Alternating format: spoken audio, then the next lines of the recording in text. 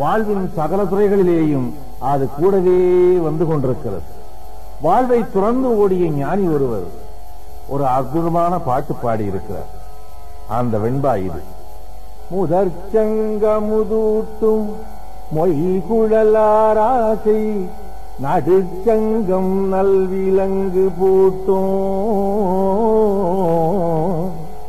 கடைச்சங்கம் ஆம்போதது ஊதும் அம்மட்டோயும் மட்டோ நாம் பூமி வாழ்ந்த நலம் நாம் பூமி வாழ்ந்த நலம். அவர் கூறுவதனுடைய கருத்து என்ன? வாழ்க்கைக்கு எப்பொழுதுமே துணையாக இருப்பது மூன்றே சங்கு.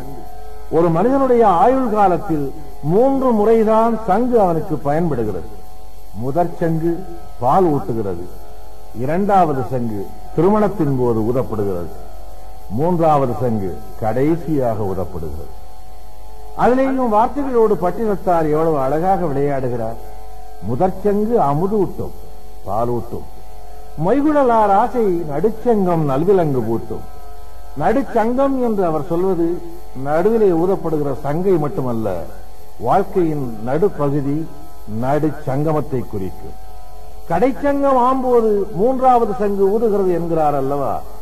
அந்த சங்கம் என்கின்ற வார்த்தை கடைசியிலே சங்கமமாவதையும் குறிக்கும், அழகான சங்கு என்பதையும் குறிக்கும். வாழ்க்கைக்கு இந்த சங்கு 3 முறைதான் துணை வருகிறது.